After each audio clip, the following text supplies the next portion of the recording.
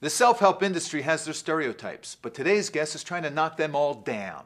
This best-selling author has written over 25 books on relationship and career advice, bringing a much-needed injection of humor and snazzy graphics to the stale self-help world. Time to get down to business with Karen Salmansohn. So Karen, tell me how an ad exec transforms into a wordsmith. I had what I call Mr. Magoo vision. He could cross the street, right? And there'd be cars honking and, everything happening, and he just wouldn't notice because his goal was just like, must get to other side of the street, must get to other side of the street. So this was me when I was in advertising. It was like, must be published, must be published. So I just focused on getting to the other side of the street. You always want to be an author?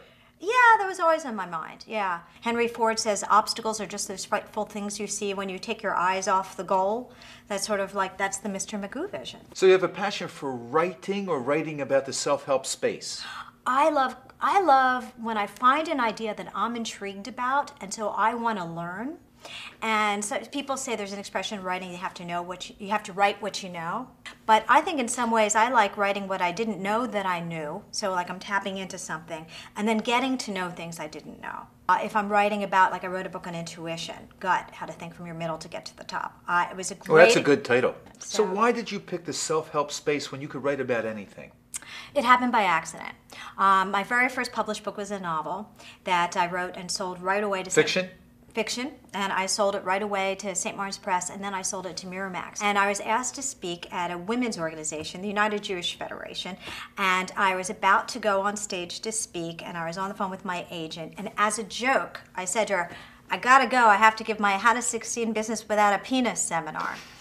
And she laughed, and she said, oh my God, Karen, you have to write a book with that title. Well, give us some tips from the book that made your viewers, your listeners, your readers successful when they read it.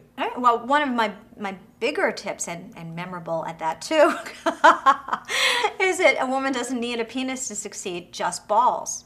Oh, that's good. Right? That's good. And it's real. Now I would say, hey girl, you have ovaries saying that, but I see it doesn't matter with you. And now you just wrote the Bounce Back Effect, the Bounce Back book, and inside are tips on how to thrive in the face of adversity, setbacks, and losses. Well, and there's a lot of adversity going on in the economy right now. Yes. So what are you saying in your book? If you ask depressing questions, you're going to get depressing answers. And sometimes when people are in a very challenged state, they walk around thinking... I don't know a depressing question. Give me an example. I'll give you, that's good. Since I'm always up, I don't know. I see that. Why didn't I? Why me? What if? And there's absolutely no way you can answer any of those positive. So you have to become conscious of them and stop them and swap them for positive questions like, what can I learn from this? How can I grow from Stop this? them and swap them. I like that too. The ad chicken. Karen, as a prolific writer in the self-help genre, how's it affected you? Well, I start my day every day reading something that's very positive, and I definitely think that mornings are your trajectory for the day. It's like a muscle, whatever you do for a living. Like if you think I make little puns now, when I was in advertising, my pun muscle was like, that's what I got paid to do. Now I get paid to try to be emotionally healthy and help other people be. So it kind of keeps me in that place. So what happens when you hear someone say that self-help books are phony? A lot of them are. But think about any profession. Every profession has jerks and idiots in it. I mean, there's probably only about 20% of any profession where they're good. You have to be, I think, I have a couple theories on success.